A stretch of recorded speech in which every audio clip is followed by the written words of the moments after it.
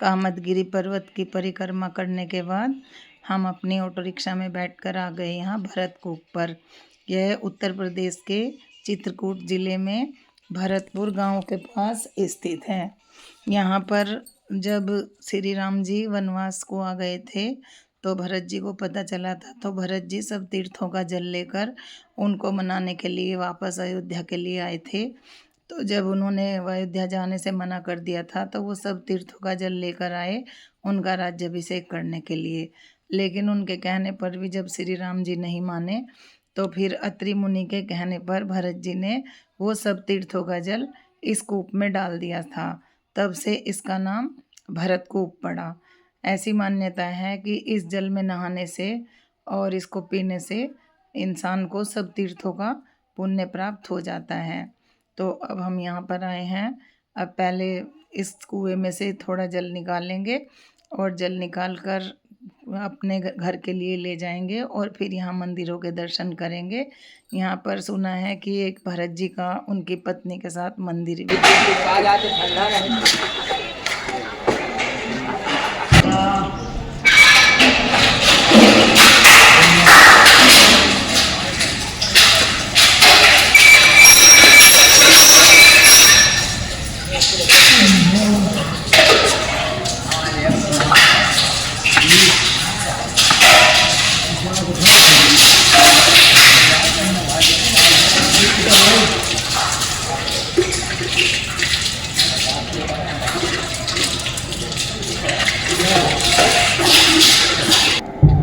बड़ी विग्रह भरत जी की है।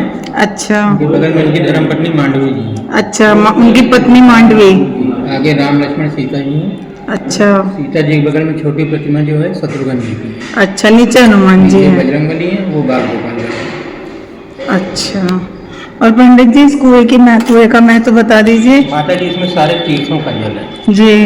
जब रामचंद्र जी का राज्याभिषेक होने वाला था राजा दशरथ जी ने सारे तीर्थों का जल मंगाया था राज्याभिषेक के लिए। अच्छा। लेकिन उसी रात कैकेयी जी ने अपने दोनों वचन मांग लिए। अच्छा। रामचंद्र जी को 14 साल का वनवास और भरत जी को राजगद्दी जी।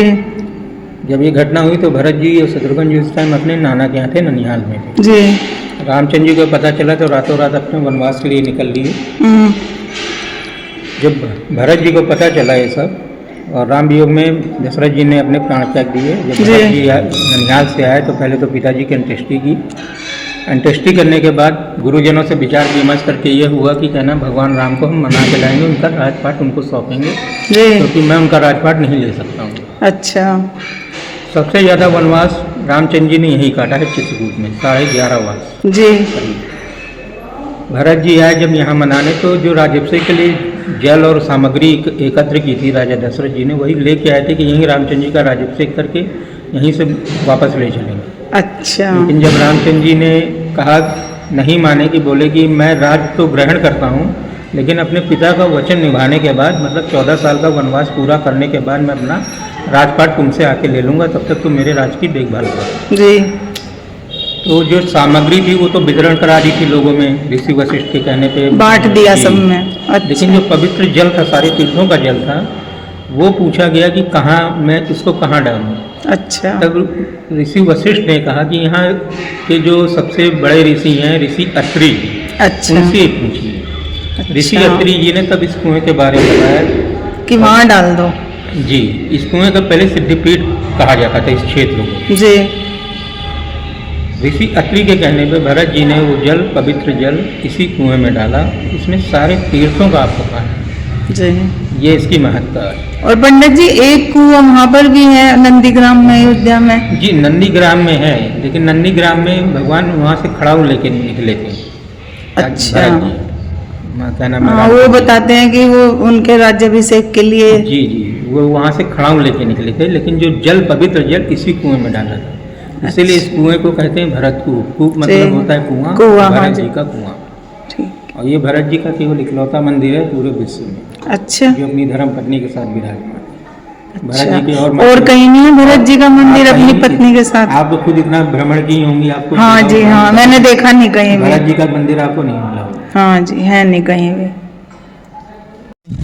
ये है चित्रकूट में भरतकूप, जहाँ से मैंने अभी पानी निकाला बाल्टी डालकर, पानी खींचा। जल निकाला इसका और हमने बोतल में भर लिया घर ले जाने के लिए। ये देखिए, ये हनुमान जी की प्रतिमा है। ये सीता जी हैं, रामचंद्र जी हैं, ऋषि मुनि हैं।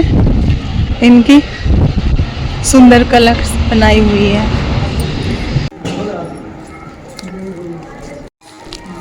ये चारों भाइयों का मंदिर बनाया हुआ है भरतकूप के पास। ये देखो, ये हनुमान मंदिर है। ये पंडित जी चारों भाइयों का मंदिर है। ये बांके बिहारी का मंदिर है। बहुत सुंदर प्रतिमा है। ये हनुमान जी का मंदिर है।